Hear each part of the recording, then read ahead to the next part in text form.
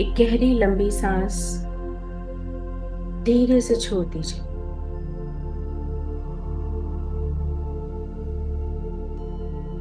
Everyone, bring your attention to the Sahasrara, the crown chakra, top of the head, this point. अब एकदम दिल से कहेंगे श्री माता। श्री माता से प्रे करेंगे, हे माँ, please come into my Sahasrara and please make me thoughtless. महसूस करेंगे अपने चारों ओर ठंडी शीतल हवा और उसको कोशिश करेंगे कि यहां पर भी वो ठंडक महसूस हो। यहां से एक चैनल ओपन हो रहा है to our inside, inner self. So ये जो ठंडक है हमें महसूस करना है कि यहाँ से उसको हम चैनल करें कि वो हमारे अंदर ठंडक आ पाए।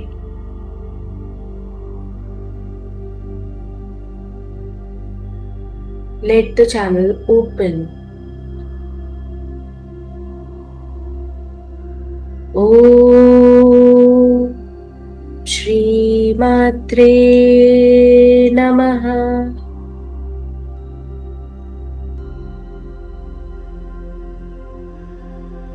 ओम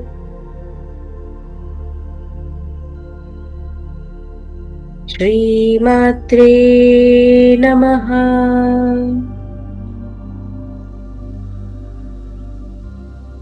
हे माँ, thank you for this peace. हमें हमेशा अपने कवच में रखें। इस दिव्य शांति को अपने अंदर भर लीजिए।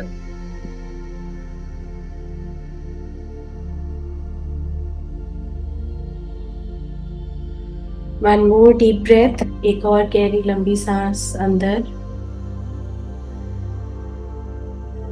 Slowly release it and open your eyes. इस खूबसूरत सुबह में आप सबका स्वागत है।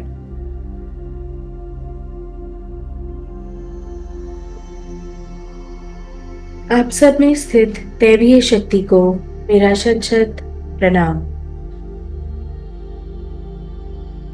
कल हमने देखा त्रिपुर सुंदरी का मीनिंग, क्यों है उनका ये नाम, क्या मतलब है। इसके अलावा हमने देखा ब्रह्मा के पुत्र राजा दक्ष और उनकी पुत्री देवी सती। सती ने शिव से विवाह किया। दक्ष इससे बिल्कुल खुश नहीं थे।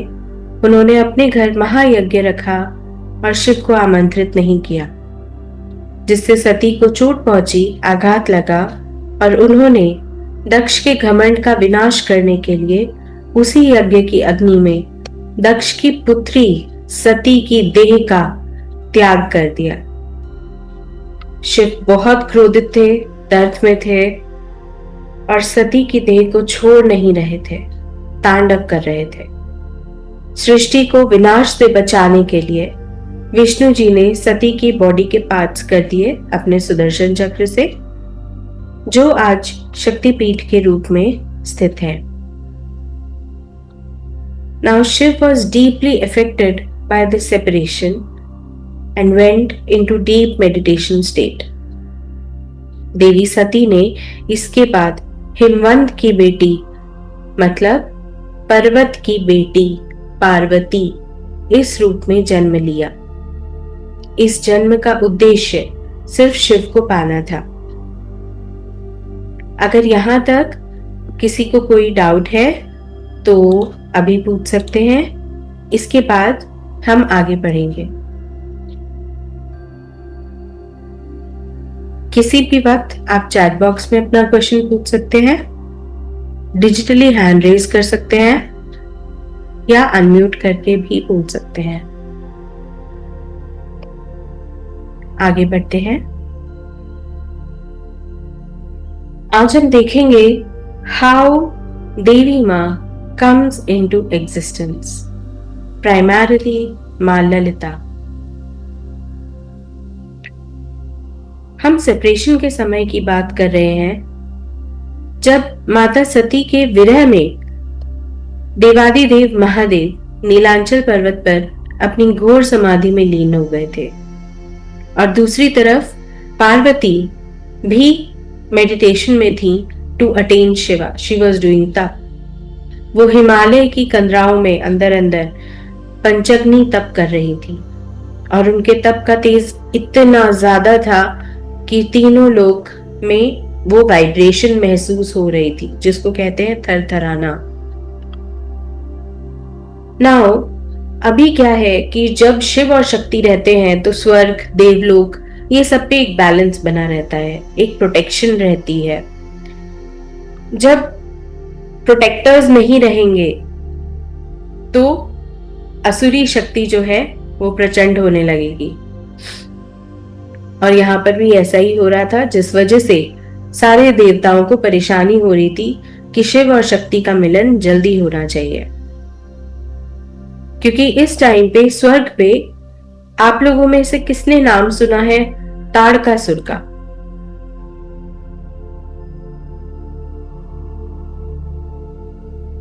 ताड़कासुर नाम का एक बहुत बड़ा असुर था। वो स्वर्ग पे कंट्रोल जमा रहा था इस एब्सेंस में, आतंक कर रहा था बहुत ज्यादा, क्योंकि उसको ये वरदान था कि उसका वध सिर्फ शिव पुत्र ही कर सकता है। तो उसके लिए सेपरेशन का टाइम बहुत अच्छा था। वो चाहेगा ही नहीं कि शिव और पार्वती मिले और उनकी संतान हो। शिव समाधि में थे तो देवताओं के सामने ये एक बहुत बड़ा संकट था कि शिव को समाधि से निकालेंगे कैसे। देवराज इंद्र ने इसके लिए देवता कामदेव को नियुक्त किया। कामदेव डर रहे थे कि शिव के ऊपर, देवादिदेव महादेव के ऊपर मैं अपना पुष्प का बाण कैसे चलाऊं। लेकिन देवों ने कहा कि सृष्टि के संतुलन के लिए और सृष्टि को आगे बढ़ाने के लिए ये करना जरूरी है। तो कामदेव शिव जी के पास गए। शिव जी वॉज इन मेडिटेटिव स्टेट और जैसे ही कामदेव ने अपना पुष्प बाण जो होता है उनका, वो महादेव के हृदय पे जब चलाया तो महादेव का त्रिनेत्र खुल गया क्रोध में, और उस क्रोध की ऐसी ज्वाला निकली कि कामदेव एक क्षण में ही भस्म हो गए। अब यहां हम शिव पुराण में अगर देखेंगे तो उनकी पत्नी वहां पर कामदेव की पत्नी रति थी और रति सती की ही बहन थी, मतलब दक्ष पुत्री थी।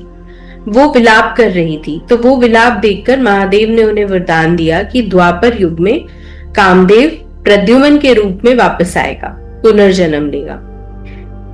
यहीं जब हम ब्रह्मांड पुराण में आते हैं तो ये कथा यहीं से एक दूसरी डायमेंशन में एंटर कर जाती है। कामदेव का शरीर जो है वो भस्म हो गया। तो जो भस्म, शरीर की भस्म बचती है, वो वर्षों तक वहां हिमालय की बर्फ में दबी रही। एक दिन शिवगण उसी स्थान पर खेल रहे थे तो उनका चित्रसेन नाम का एक शिवगण था। जब वो खेल रहा था तो वो उसके हाथ उस भस्म में पड़े तो उसको सॉफ्ट सॉफ्ट लगा, तो उसने उसको क्ले की तरह खेलते हुए उसमें एक मूर्ति बना दी बालक की।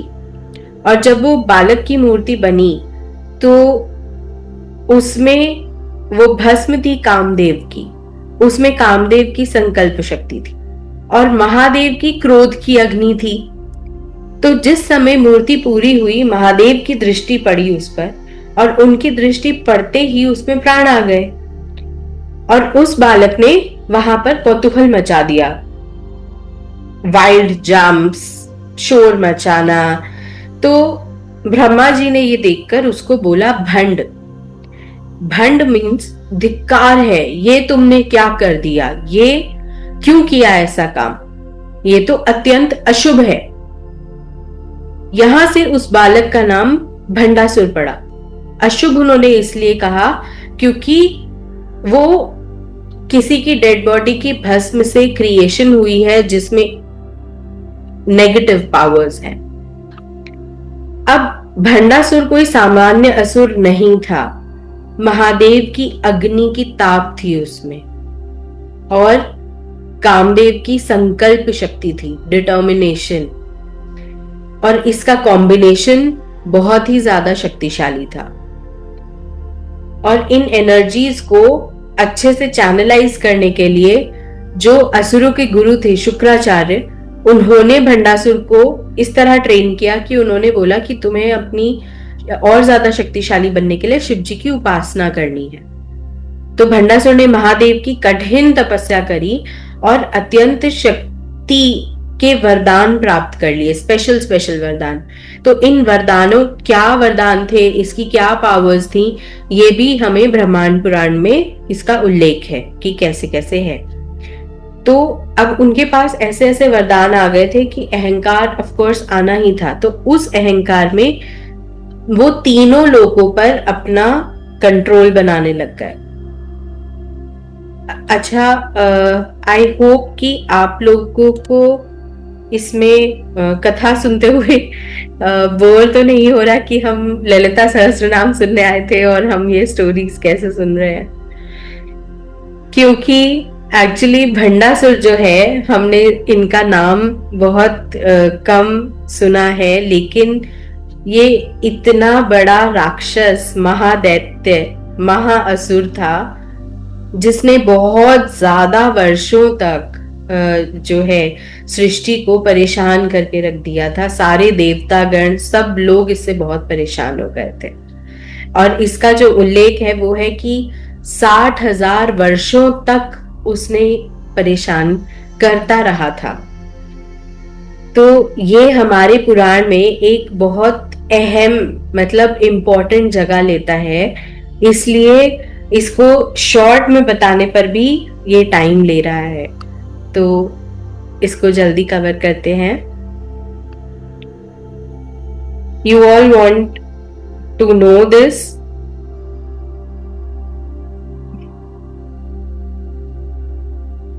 B with me in the session.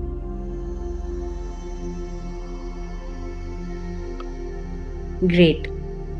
तो इसको थोड़ा सा हम लोग कवर करते हैं जल्दी। तो भंडासुर ने तीनों लोगों पर अपना राज बना लिया था और उसने अपना एक पूरा नगर ही अलग बना लिया जिसका नाम था शून्यक। तो शून्यक में वो क्या करता था कि देवों को बंदी बना लेता था और बंदी बना के वहां उस नगर में, मतलब एक जैसे उसने अपनी किंगडम बना ली है तो वो वहां पर उनको बंदी बना लेता था, लाकर वहां रख लेता था। तो भंडासुर इतना ज्यादा शक्तिशाली हो गया था कि वो देवताओं की जो प्राण शक्ति होती है और जो पावर्स होती हैं उस तक को वो एब्जॉर्ब करने लग गया था। तो चारों तरफ आप समझ सकते हैं कि हाहाकार मच गया था। देवता लोग बहुत परेशान हो गए थे कि अभी तक तो ये अपना वर्चस्व बना रहा था, बट अब तो ये हमारी पावर्स ले रहा है, हमारा अस्तित्व ही छीन लेगा। तो पूरी तरह शक्तिहीन हो जाएंगे वो लोग, शक्तिहीन क्योंकि होने लग गए थे। अब जब उनको कोई भी समाधान नहीं दिख रहा था, तब शुरुआत होती है हमारी। अब हम जा रहे हैं अपने कहां से माँ एग्जिस्टेंस में आई। जब उनको बिल्कुल भी कोई रास्ता नहीं दिखा, तो जो शून्य लोक में नहीं थे देवता, जो बचे हुए थे अभी, वो लोग मिलकर विष्णु जी के पास पहुंचे। तो विष्णु जी को बोले कि इसका समाधान हमें दीजिए, शिव जी जो है वो मेडिटेशन में है और हमको बचाइए। तो विष्णु जी ने बोला इसका रास्ता तो शंभु ही बता सकते हैं, लेकिन मैं आपके लिए ऐसा इंतजाम कर दूंगा कि आप वहां तक पहुंच पाए सेफली, कोई दिक्कत नहीं हो। तो उन्होंने टेम्परेरीली क्या किया कि शून्यक नगर में उन्होंने अप्सराएं भेज दी बहुत सारी, जिससे असुर डिस्ट्रैक्ट हो गए और जितने देवता थे वो सारे देवता इकट्ठे होकर शिव जी के पास पहुंच गए। शिव जी के पास उन्होंने जब प्रेयर किया कि हम इस परेशानी में हैं, तो शिव जी ने उनको बताया कि इसका सिर्फ एक ही रास्ता बचा है अब, कि आप लोगों को देवी को जागृत करना होगा, जो परम देवी हैं, पराशक्ति हैं। और वो कैसे आप उनको बुलाएंगे? तो उसके लिए एक चिदग्नि यज्ञ करना होगा। किस किस को पता है यहाँ पर या सुना होगा चिदग्नि यज्ञ के बारे में? Anyone?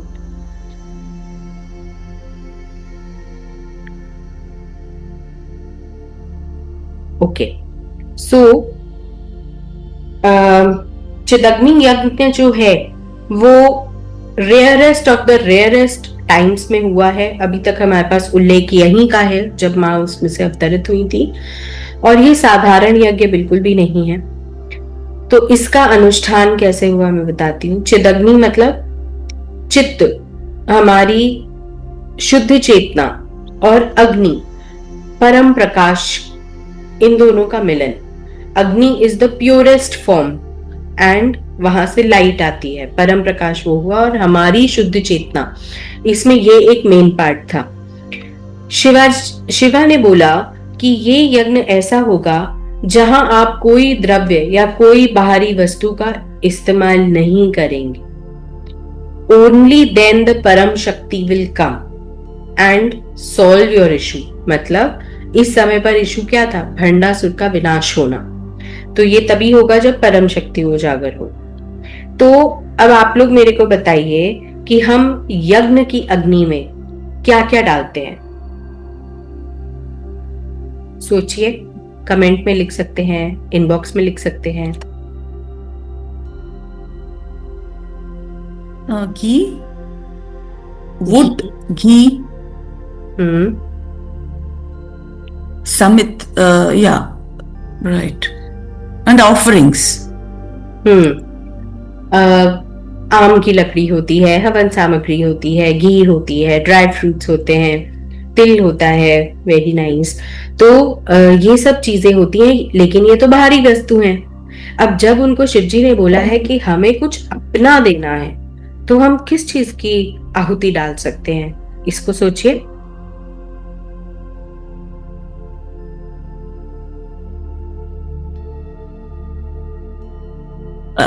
In the physical form or metaphorically? Not metaphorical. Physical. Then only self. Ego. Ego. Very nice. Great. So exactly, जब आपको बोला है कि कुछ अपना डालना है, तो हम अपने दिमाग की शक्ति, अपनी शक्तियां, अपना अस्तित्व, अपना मन और स्वयं। तो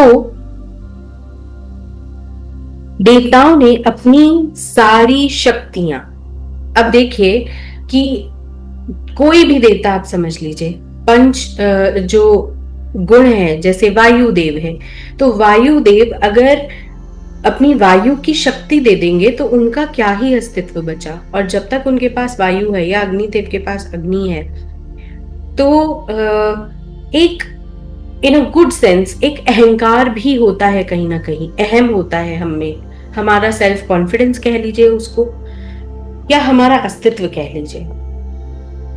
तो हम जब अपनी शक्तियां डाल रहे हैं, अपना अहम भी डाल दे रहे हैं, अपना अस्तित्व डाल दे रहे हैं, उसके बाद उस आहुति के लिए महाकुंड में परम आहुति मेरी क्या होगी? खुद मैं।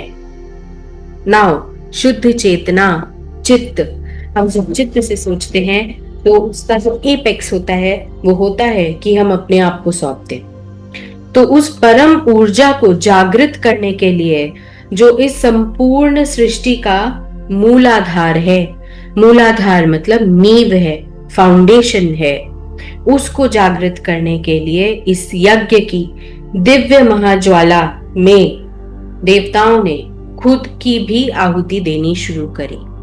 जैसे ही ये शुरू हुआ, वैसे ही उसमें से प्रचंड अग्नि निकली, परम प्रकाश।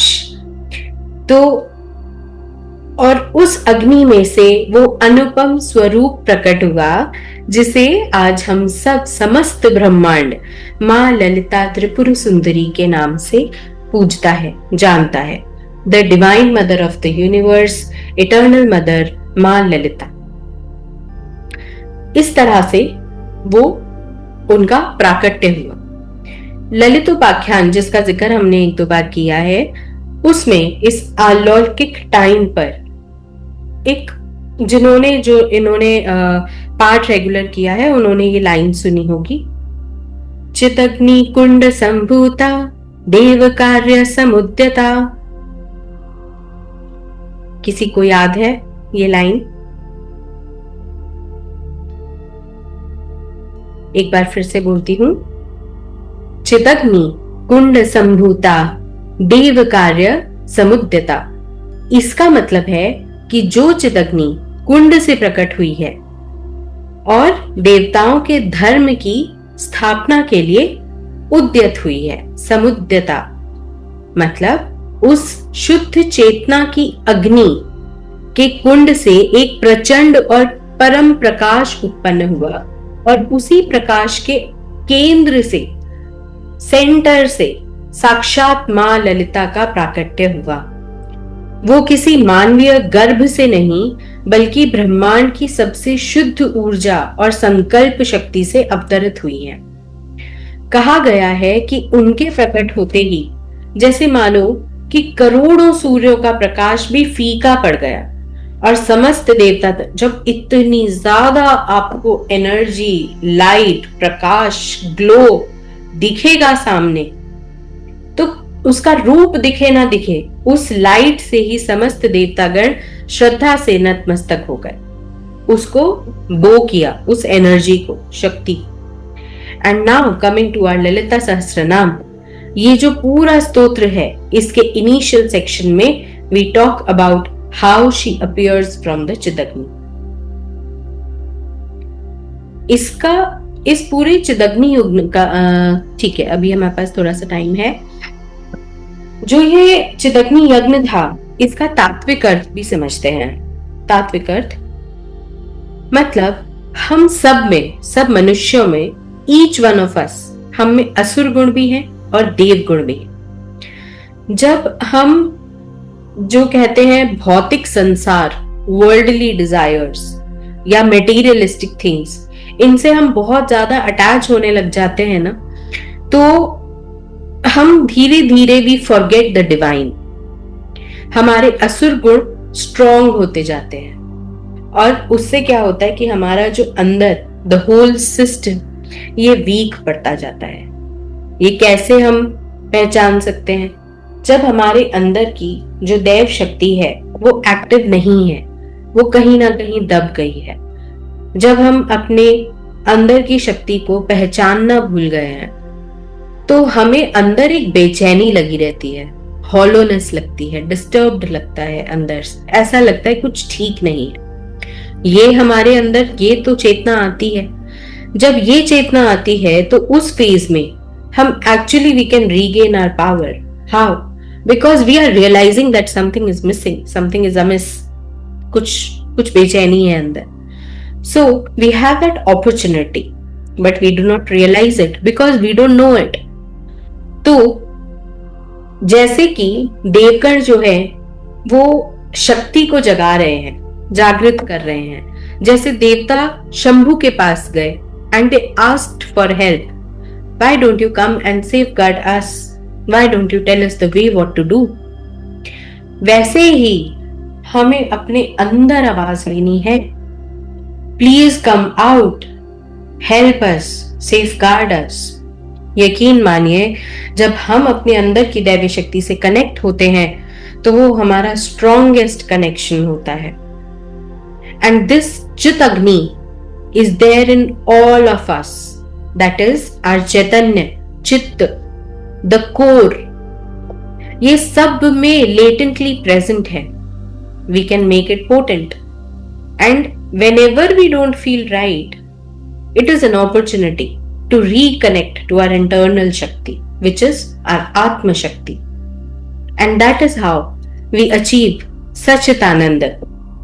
Sa-chit, चित्त के साथ, चित्त के साथ मतलब जब आपकी कॉन्शियंस क्लियर है तो बहुत कम डाउट्स कोई रह ही नहीं जाते हैं। हमें बहुत आसानी से सब कुछ क्लियरली पता लगता है and then we attain the eternal happiness. इसमें अभी तक हमने देखा कि मां अवतरित हुई और उसके आगे हम देखेंगे कि भंडासुर जो है उसका वध कैसे।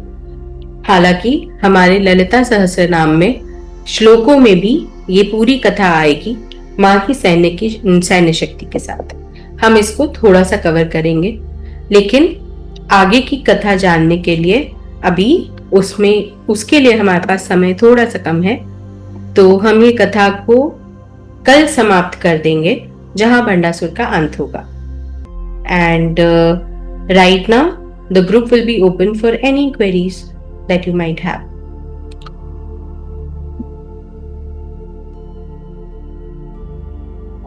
सोनल, मुझे पूछना था, मुझे नींद क्यों आती? बिकॉज जब आधा सुन लेते हैं आई फील सो रिलैक्स और I literally controlled my self, अपनी विल पावर को स्ट्रॉन्ग किया।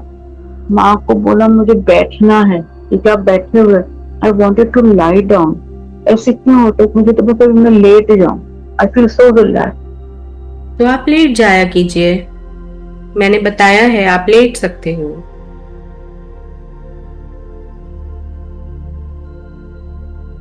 If you are feeling relaxed, it is good.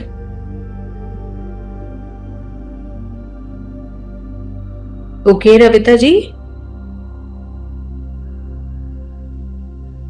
Deepa जी। हाँ जी, हाँ जी Sonal ji, thank you so much for the story. आपने बताया कि भंडासुर रूल्ड फॉर, मैं ठीक से सुनी नहीं, 7,000 ईयर्स और 60,000 ईयर्स? 60,000 years। 60,000 ईयर्स, हाँ, क्योंकि 60 या 7 में मेरे को थोड़ा कंफ्यूजन था। अच्छा अच्छा, तो okay, thank you. No problem.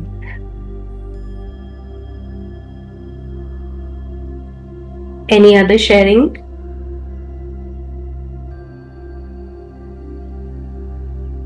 Okay, तो कथा में नहीं पर हम वैसे देख सकते हैं। I hope we can cover it in next 7 to 8 minutes। ये ललिता सहस्त्रनाम किसने लिखी है, ये एक बहुत इंपॉर्टेंट चीज है, हमें बिल्कुल जानना चाहिए कि ये हमारे पास कैसे आई और इतने सुंदर जो श्लोक हैं, जो नाम है माँ के, वो किसने लिखे। तो ये लिखे हैं अष्टवाक देवियों ने। वाक, कम्युनिकेशन, वाक देवी। एंड उनके पास आदेश आया था डायरेक्टली माँ ललिता से। शी वॉन्टेड इट कि ये नाम, ये बेसिकली उनके स्तोत्र, उनके श्लोक, नामों के श्लोक हम तक पहुंचे। तो समझिए इस बात को कि ये माँ का प्यार है और उनकी दया है कि उनके नाम और उन नामों में बसी हुई शक्ति हम तक पहुंचे। ये जो स्तोत्र था या जो माँ के नाम होते थे, ये देवता लोग लेते थे और माँ के नाम लेकर वो अपनी शक्ति को हमेशा जागृत रखते थे या इवन शक्तियों को ऑब्टेन भी करते थे माँ की उपासना करके। और माँ ने ही ये कहा, ललिता, माँ ललिता टोल्ड हर वाक देवीज, मतलब अष्ट मतलब 8 देवियां हैं ये, कि आप इस स्तोत्र को इस तरह लिखिए कि ये मैनकाइंड को बेनिफिट करेगा, उन तक पहुंचेगा। और जो ये 1008 नामों की जो सूची है, वो हर नाम एक दूसरे से बिल्कुल डिफरेंट है, उसका अलग मीनिंग है। एक्चुअली देखा जाए तो बहुत सारे श्लोक ऐसे हैं, जो नाम है वो ऐसे हैं कि एक ही नाम के बहुत सारे अर्थ हैं, लेकिन हम उसको जनरली एक जनरलाइज या शॉर्टर फॉर्म में एक उसका आइडिया लेंगे कि हर नाम का क्या मतलब है।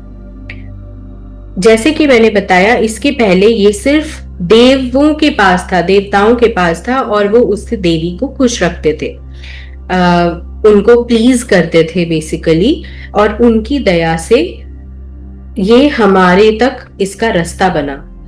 तो ये जो 8 वाक देवी हैं, मैं इनका नाम लूंगी, आप लोग ध्यान से सुनिएगा। माँ वाशिनी, माँ कामेश्वरी, माँ मोदिनी, माँ विमला, माँ अरुणा, माँ जैनी, माँ सर्वेश्वरी, माँ कौलिनी। ये जो है ये 8 एनर्जीज हैं, फॉर्म्स हैं ऑफ माँ सरस्वती। वाक means speech knowledge. So it is coming directly from Ma Saraswati herself. And Saraswati is form of Ma Lalita herself. So Lalita Sahasranama खुद में ये जो ग्रंथ है ये एक देवी शक्ति से कम नहीं है, ये अपने आप में एक देवी शक्ति है। इट इज सो पावरफुल, क्योंकि आप देखिए when the goddesses of communication have designed it, the whole स्तोत्र, no error is possible। Sanskrit में भी बहुत ही सुंदर संस्कृत का इसमें, और आप इसको जब देखेंगे समझेंगे तो जानेंगे कि इसका हर मतलब कितना डिटेल में और कितना खूबसूरत है। वाग देवियों ने इसे खुद लिखा है, वेद व्यास जी ने इसको कंपाइल किया है, नारायण अवतार जो हैं हयग्रीव उन्होंने अगस्त्य मुनि को दिया है, और उसके बाद अगस्त्य मुनि ने हम ह्यूमंस तक इसको पहुंचाया है जिससे इसका हमें फायदा मिले। तो जब हमें ये बात पता लगती है तो क्या हमें ऐसा नहीं लगता कि इसको तो डेफिनेटली पढ़ना चाहिए क्योंकि माँ ने इसको भेजा है। So always pay gratitude to her. जब भी आप लोग इसको सुने, इसका पाठ करें, have this gratitude inside that it is coming from the Devi herself. To even call her Ma, we need her grace to think and talk about it. That she is allowing me to take her name, to talk about her. I pay my gratitude. All her names and its meanings will come with Shakti. और जब हम इस हर एक नाम का मतलब जानेंगे तो हमारा भाव इंक्रीज होगा, है ना, हम उससे ज्यादा कनेक्ट कर पाएंगे। It will become much more important and valuable to us now. And that's how we will invoke Ma with our love and understanding. कहा जाता है ना कि आप लोगों ने बॉलीवुड में सबका गाना, मेरा तो फेवरेट गाना है ये, मैं बहुत ही दिल से मैं कनेक्ट करती हूँ सॉन्ग से। तू कितनी अच्छी है, तू कितनी भोली है, प्यारी प्यारी है ओ माँ। तो इस, क्योंकि हिंदी में है, हम सब जानते हैं वो क्या बोल रही है। इस गाने में है कि मैं खुश हूं तो तू खुश है, मैं रोता हूं तो तू रोती है ना। तो we can have that connection instant. That is how we will have that connection in Lalita Sahasranama. Yes, so that's from me for today, and let's all pray and thank Devi, thank Lalita Ma that we all are here together talking about her. Endless gratitude.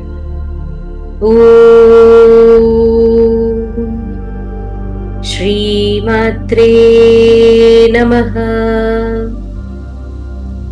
सब लोग बोल सकते हैं श्री मात्रे नमः।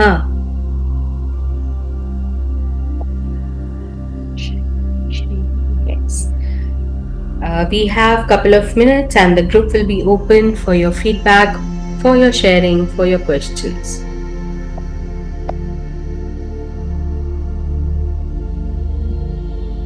Sonal ji, may I request you to mention the names again or put it, the Vagdevi names, or put it in the chat please in the WhatsApp?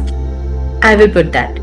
Yeah, that will be wonderful. Thank you so much. And Sonal ji, आज का पाठ बहुत बहुत सुंदर रहा. Thank you so much. Thank you so much.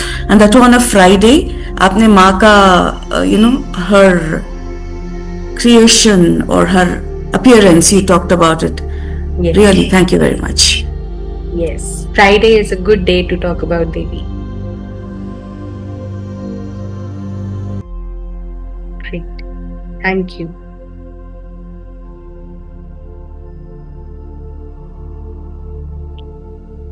Sangeeta ji, you want to say something? Yes, I want to thank you so much. I learned so many things from you, and I've been waiting to hear, waiting to learn or read, and somehow God sent you like an angel. I really appreciate this. I look forward to morning sessions. Thank you. Wow. Thank you so Thank you, much. thank you. Thank you. Great. By the way, आप कहाँ से हो? India से कहाँ से हो? Haridwar in Oh, in Uttarakhand. Haridwar. Yes. Okay, okay. आप आए I've been कभी there many हरिद्वार years में? ago. Hmm? पहले 2018 में. Oh, okay. Great. Yeah. Yes. Haridwar is a beautiful place. I feel so much Yes. connected here. Yes, it is. It is. ठीक है. Thank you for your sharing. शुभ हो, बहुत ही सुंदर हो. Yes, have a wonderful day everyone. Thank you.